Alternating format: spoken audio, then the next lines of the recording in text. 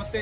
आज दिनांक 12 जून 2024 आमच्या आधारस्तंभ मान्य श्री कृष्णराज धनंजय महाडिक दादासाहेब यांच्या वाढदिवसानिमित्त कराड येथे लोकसेवातर्फे वृक्षारोपण करण्यात येत आहे.